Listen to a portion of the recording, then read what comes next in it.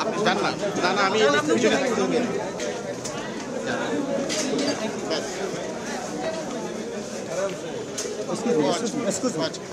কত নাম্বার করে যাবেন স্যার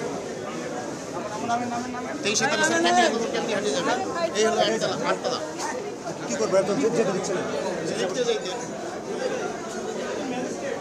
ভাই কেমনি হাঁটে যাবেন আরে ভাই রাস্তা ছাড় দেন না আমার কাছে ছাড় দেন সাইডে দিছি ঘুরে যাবে করতে পারেন ঘুরে যাবে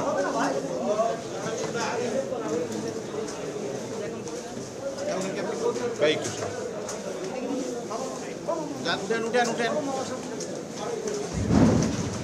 আস্তে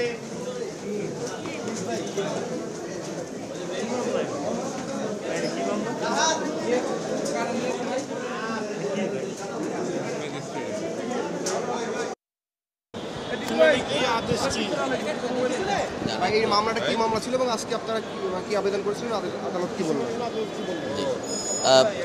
আপনারা জানেন যে গত 8 অক্টোবর আমরা পল্টন থানার বিজ্ঞ আমলিয়া আদালতে একটি মামলা করি। মামলা মানহানি এবং হুমকির অভিযোগে দণ্ডবিধির 500, 501 এবং 506 ধারার অভিযোগ আনয়ন করা হয়েছিল। বিজ্ঞ আদালত আমাদের অভিযোগের পরিপ্রেক্ষিতে আসামির প্রতি সমন ইস্যু করেছিলেন এবং আসামি আজকে হাজির হয়ে আত্মসমর্পণপূর্বক জামিনের আবেদন করেন। বিজ্ঞ আদালত আসামির আবেদন 500 টাকা বন্ডে সেই জামিনের আবেদন মঞ্জুর করেছেন। আমরা জামিনের বিরোধিতা করেছিলাম। আমরা বলেছিলাম যে এই আসামি সরকারের একজন সর্বোচ্চ পর্যায়ের কর্মকর্তা হওয়া সত্ত্বেও তিনি সরকার সম্পর্কে যে ধরনের বক্তব্য দিয়েছেন এবং এই জুলাই আগস্টের প্রথম শহীদ যিনি শহীদ আবু সাইদ সম্পর্কে যে ধরনের অবমাননাকর বক্তব্য দিয়েছেন, এর মাধ্যমে তিনি রাষ্ট্রে এক ধরনের উস্কানি দিয়েছেন এবং তিনি বিশৃঙ্খলা সৃষ্টির চেষ্টা করেছেন। সামগ্রিক দিক বিবেচনা করে বিজ্ঞ আদালত জামিনের আবেদন মঞ্জুর করেছেন। আমরা প্রথম যে আবেদনটি করেছিলাম সেখানে রাষ্ট্রদ্রোহের বিষয় ছিল না, তবে আমরা মামলার যে উপাদান সেই উপাদান বিবেচনায় আমরা রাষ্ট্রদ্রোহের জন্য দণ্ডবিধির 124-এর ক ধারায় রাষ্ট্রদ্রোহ যুক্ত করার জন্য আবেদন করেছিলাম। বিজ্ঞ আদালত সে বিষয়ে কিছু বলেননি।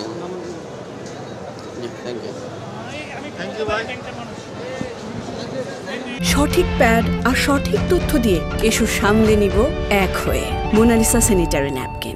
আপনারা জানেন যে উনি মূলত শুধু ডক্টর ইউনূসকে কেন্দ্র করে বলেনি, উনি বলেছে আবু সাইদকে বিশৃঙ্খলাকারী বলেছে, জঙ্গি বলেছে। পাশাপাশি যে জুলাইয়ের যে গণ অভ্যুত্থান, যে অভ্যুত্থানের মাধ্যমে আওয়ামী লীগের যে ফ্যাসিস্ট শাসন ছিল, 15 বছরের যে শাসন ব্যবস্থার বিরুদ্ধে যে জনগণের যে আন্দোলন ছিল, সেই আন্দোলনে এক ধরনের জনসম্পৃক্ত ছিল এবং আমি একজন রাষ্ট্রের নাগরিক হিসেবে সে আন্দোলনে সরাসরি অংশগ্রহণ করেছি এবং এই আন্দোলনে অংশগ্রহণ কারণে আমি 11 দিন জেলে ছিলাম, র্যাব আমাকে তুলে নিয়েছিল, 2 দিন গুম ছিলাম। ফলে এই আন্দোলনকে কেউ যদি বিতর্কিত করে তাহলে সেক্ষেত্রে আমি আন্দোলনের একজন অংশগ্রহণকারী হিসেবে আমি নিজেও মনে করি যে আন্দোলনকে বিতর্কিত করার মাধ্যমে এবং জনগণের মুক্তির বিপ্লবকে বিতর্কিত করার মাধ্যমে আমি যে আন্দোলনে অংশগ্রহণ করেছি সেখানে আমারও ব্যক্তিগত ইন্টারেস্ট কিংবা দেশের ইন্টারেস্ট রয়েছে। এখানে কোনো শুধু ডক্টর ইউনূসকে বলেছে বিধায় আমি সংক্ষুব্ধ হয়ে মামলা করেছি, বিষয়টা এরকম না। আমি মূলত বিপ্লবকে উনি বিতর্কিত করার জন্য এই বিপ্লবকে অংশগ্রহণকারীদেরকে জঙ্গি বলার কারণে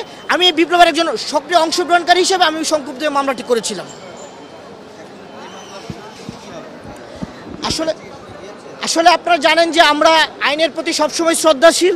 যেহেতু আদালত জামিন দিয়েছে, আর জামিন দেওয়া মানেই কিন্তু মামলা থেকে খালাস হওয়া নয়, পরবর্তী আইনগত প্রসেস আছে। তবে আমি একটা বিষয় বলতে চাই, সেটা হচ্ছে বর্তমান সময়ে আমরা দেখেছি যে বাংলাদেশের বিভিন্ন আদালতে যেখানে ফ্যাসিস্ট খুনির দোষররা বিভিন্নভাবে জামিন পাচ্ছে, এটা আমরা বিচার ব্যবস্থার উপর মানুষের বিগত সময় যে আস্থাহীনতা ছিল, আমরা ভেবেছিলাম এই বর্তমান অন্তর্বর্তীকালীন সরকার জনগণের আস্থা ফিরিয়ে আনবে, কিন্তু আমরা দেখেছি আওয়ামী লীগের যারা দোষর ছিল এই গণহত্যার মামলার অনেক আসামি বিগত সময় জামিন পেয়েছে। এই বিষয়টা নিয়ে আমরা সাধারণ মানুষ এবং যারা রাজনীতি করি তারাও বিষয়টা উদ্বিগ্ন, মানে এই বিষয়টা উদ্বিগ্ন। আমরা মনে করি আদালত যেন এই গণহত্যাকারী আসামিদেরকে যেন কোনোভাবে জামিন না দেয় এবং তাদের যেন সঠিক বিচারের মুখোমুখি করে, সেটা আমাদের আদালতের কাছে প্রার্থনা। একজন নাগরিকের জামিন পাওয়ার অধিকার রাখে, তাহলে আপনি কোনটা বাদী? হ্যাঁ, অবশ্যই জামিন পাওয়ার একজন নাগরিকের অধিকার, কিন্তু যারা গণহত্যায় জড়িত আমরা মনে করি